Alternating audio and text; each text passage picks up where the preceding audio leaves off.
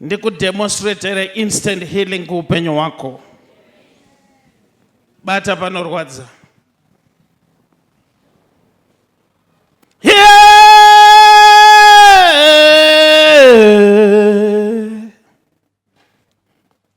Father,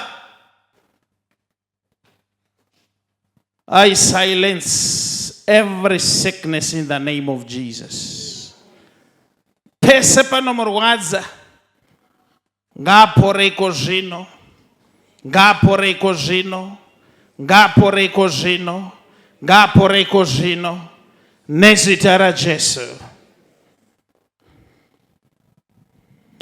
Ndoda kuti ucheke panga pachikurwadza as I sing. Buruka, buruka, buruka, buruka mweya unoye, umweya wa Baba. Buruka mweya, buruka, buruka mweya unoye, we Pentecost. Buruka mweya, buruka, buruka mweya unoye, umweya wa Baba. Buruka mweya, buruka, buruka mweya unoye, we Pentecost. Buruka mweya, buruka, buruka mweya unoye, umweya wa Baba. Buruka mweya, buruka,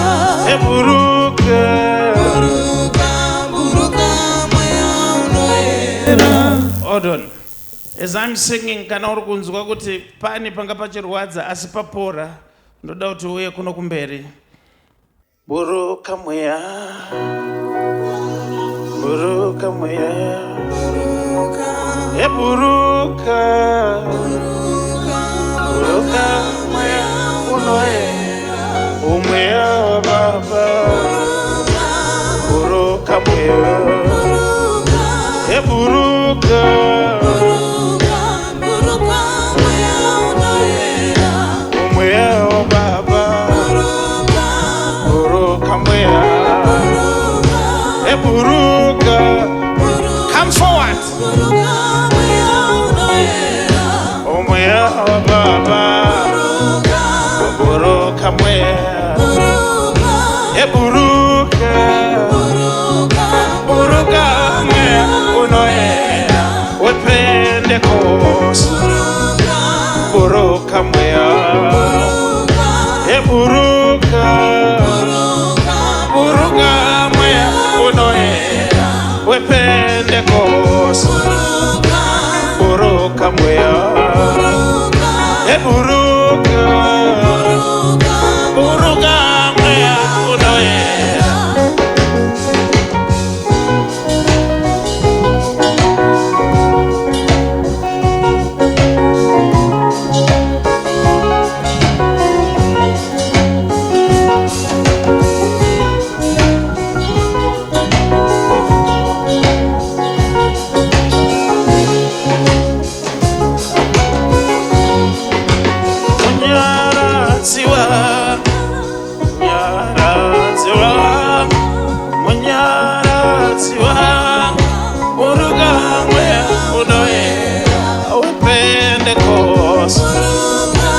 Buruka mweya,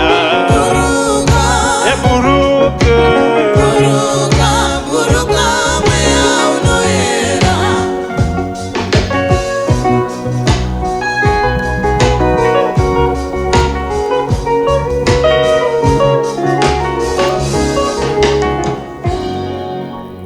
Men of God, there is a testimony here. Kana baba wangu wachinzwa pasa pegumpopa pachitaba pelvic up. Mavana matira, he is free now. Mangadi baba. Ndipo yenyuma kadi o prophet. Taurai kuti ndikuda pamanzwa kupora ndo pandikuda chete. Pa pelvic sapa papade makora akawanda pachipora ndika. Makora akawanda. Pachita se. Pachirwadza. saka pamatibata tichinamata papatongopora pacharwadza ndatouya kunoku pachirwadza. Wonderful. Ngatipe Jehovah chipo chekuombera. Vari kumashure munogona kugara inyu pasi. Endai munogara pasi papa. You're free now. Prophet, there's another testimony here. Yes. Baba wangu wachinzwa mutsipa pamangonamata vabva vangopora. Papa, tell us what happened. Ya ndachinzwa mutsipa zvakanyanya asi zvino pamangopa that prayer chete ndabva ndanzwa kuita kupora. Tinoseva mungaraneta munana ipapo nezita raJesu. Simudza maoko uri kwauri iti Mwari. Cheso chinondirwadza. Ndinotaura nemaorgans eupenyu hwangu. Makidneys.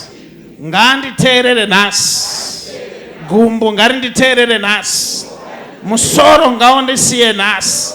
Cheso chinorwadza ngachindisiye nezita raJesu. You are free now. Bring me more testimonies. Father, we have a testimony here.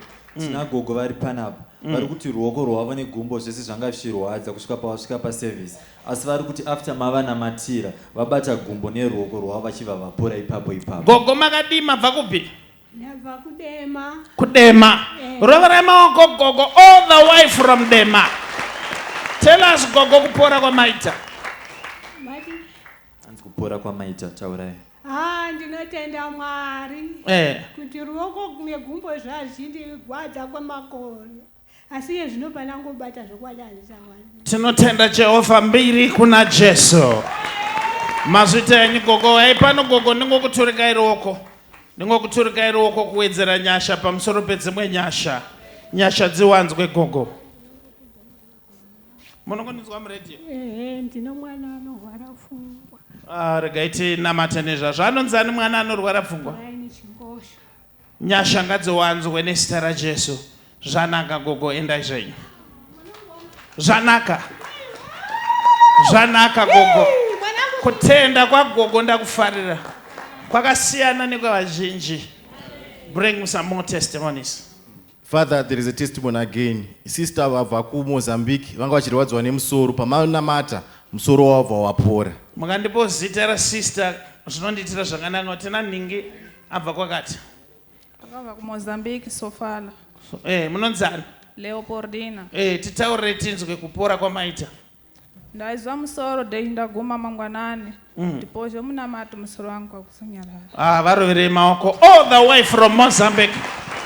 Mozambique munodadisa. Mozambique ndiri kuuya kuzokuvhurira isangano ikoko.